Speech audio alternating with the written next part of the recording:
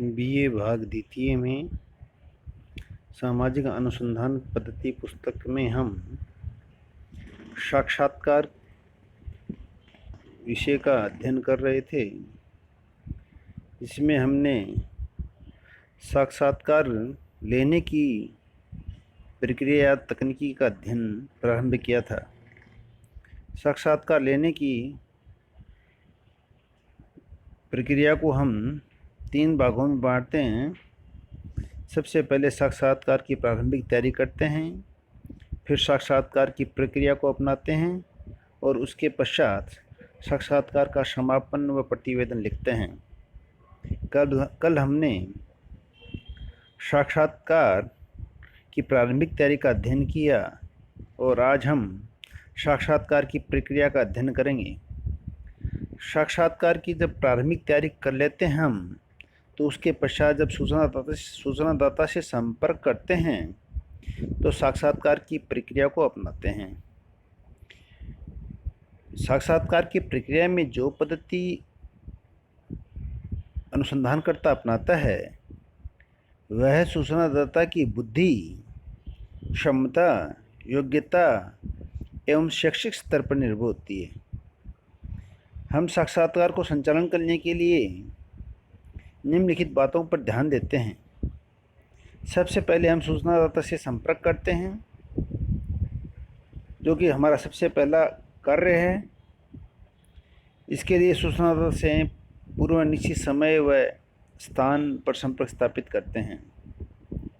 सर्वप्रथम मिलते ही अभिवादन करते हैं, अपने हाव भाव पॉजिटिव रखते हैं, अच्छी ड्रेस पहन कर जाते हैं और यदि ज़रूरत पड़े तो उसे कोई अपना इंट्रोडक्शन या परिचय पत्र भी दिखाते हैं, जिससे सूचनादाता पर अच्छा प्रभाव पड़ता है।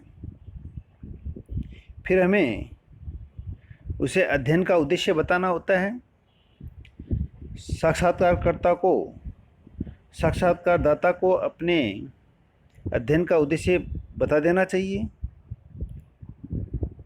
अपनी संस्था का परिचय देना चाहिए और जिस विषय का हम अनुसंधान कर रहे हैं उस विषय से संबंधित जो महत्वपूर्ण बिंदु हैं और विषय का जो उद्देश्य है वो हमें उसको ज्ञात करवा देना चाहिए, ताकि उसे लगे कि सूचनादाता जो भी सूचना देगा उनका कोई दुरुपयोग नहीं होगा।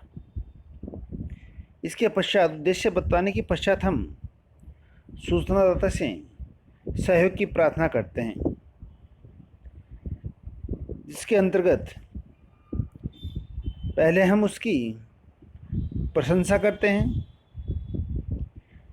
उसे कहते हैं कि आपके सहयोग के अभाव में हमारा अनुसंधान कार्य पूर्ण नहीं होगा। आपका जो सहयोग होगा वो हमारे अनुसंधान के लिए अति आवश्यक है।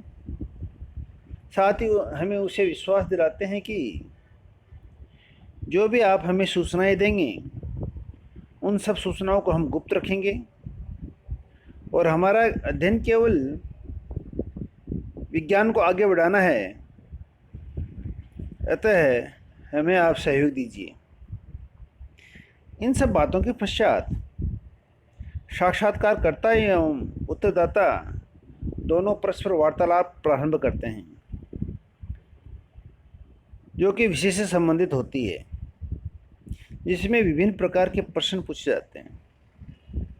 प्रश्न करते समय यह ध्यान रखना चाहिए कि प्रश्नों का क्रम सही हो, प्रश्न विषय से संबंधित हो, उनकी भाषा सरल हो तथा प्रश्न ऐसे न हो जिनसे कि सूचनादाता क्रुद्ध हो जाए अथवा जिनके उत्तर वह टालना चाहिए।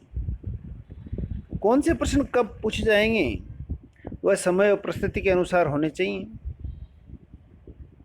एक प्रकार के प्रश्नों को समाप्त होने के पश्चात दूसरे प्रकार के प्रश्न करने चाहिए। ऐसा नहीं कि बीच बीच में अलग अलग टाइप के प्रश्न किए जाएं।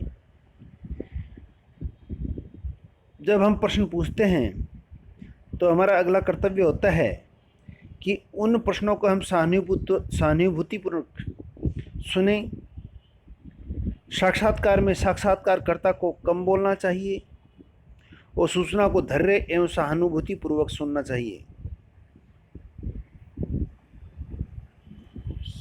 अनुसंधानकर्ता को चाहिए कि वह सूचनादाता को समय समय पर प्रोत्साहन करता रहे।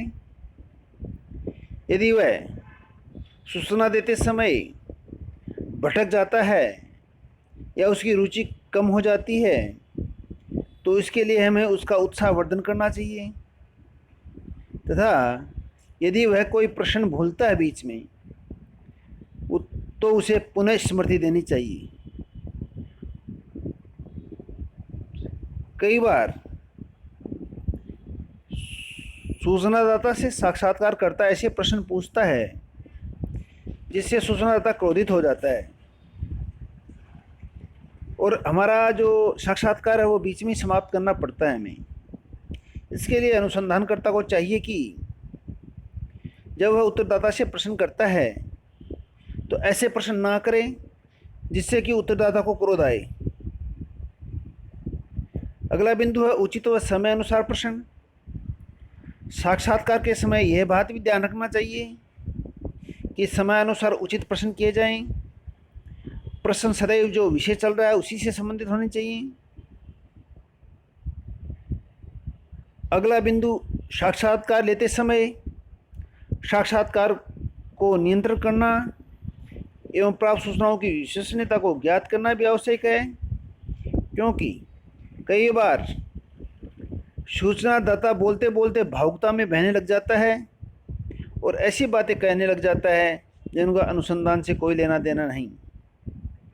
इस प्रकार से हमें साक्षात्कार की प्रक्रिया को पूरा करने के लिए इन बिंदुओं से गुजरना पड़ता है।